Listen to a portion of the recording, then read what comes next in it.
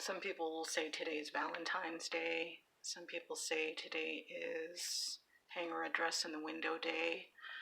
I figured I'd share a little bit of writing on me taking responsibility for some of the toxic relationships I've been in as an adult, and things that I've prayed over and things that I've let go of. This one is called Afraid of Winning. I wrote this in 2006. Every time I see the colors of blue, I see green. I think about you, living inside of me, becoming better, natural, normal, healthy by stealthy in me. All that time invested in me, you never one single time loved me. I was utterly, completely, totally desperate for you to love me, even though I was a woman. In my dreams, you were as happy as I pretended to be. I let you lead me into my darkest fear of loving someone who knows only hatred toward himself and therefore the women of his life as well. Loneliness and vulnerability have been my demons, my way of life. My greatest fears are not of these, though. They are different, warm, comfortable. These victories and companionships are far more feared as even the simplest success in my life. Success is unknown and unrecognized. I've been afraid before of not being enough, and I've been afraid of being too much. And I've come to realize that if somebody's going to be with me, I'd rather they knew everything about me. Not so that it can ever be used against me, because I've made peace and I even love where I come from. And nobody can ever take that away from me. I need to be with someone who can honor that. I challenged a friend a couple of months ago because she was in and out of a toxic love, and my challenge to her was, do you know that there's a difference between things that are comfortable and things that are healthy? And we both grew up in a little bit of toxic things that shouldn't have been comfortable, that were not healthy.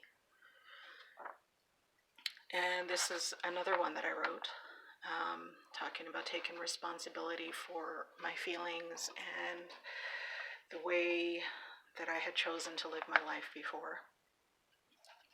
If you could look deeply inside of me, past the ego and the vanity, you would come to appreciate beauty. Beyond insecurity is strength, humility, the ability to laugh and to heal in a good way. If you could hear my feelings scream the truth, you would come to understand my anger and frustration, that situations are commonly dealt with in ways that involve thinking back only 500 years is disturbing. That thus far I am guilty of the same. If you could somehow grow in a way to touch my heart, you would understand how much truth there is when I say that I miss you. My friend, I miss you when I'm with you. I miss the gentle, patient person I had grown to love so dearly. If you could watch that which goes through my mind, you would see me protest that what a woman accepts in society. Anger came from hurt, from feelings of fear. So afraid I've been that a man could be an abuser, that a submissive woman is mistaken for a good woman. If you could see with my eyes, painted in red today,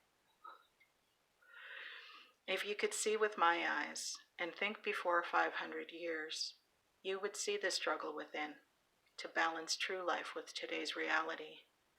You would feel also that somehow I long to reach you through your numbness and mine.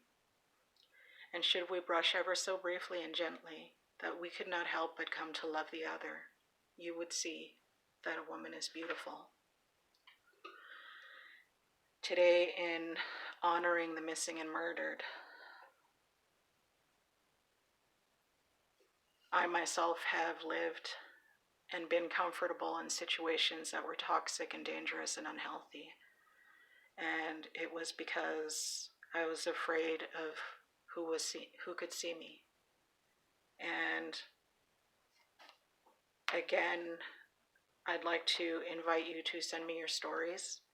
My grandmother was stolen off a dirt road and brought to Mission, to a Catholic residential school.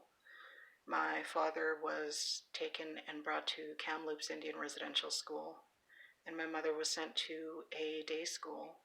And dealing with her mental health, she went through electric shock therapy.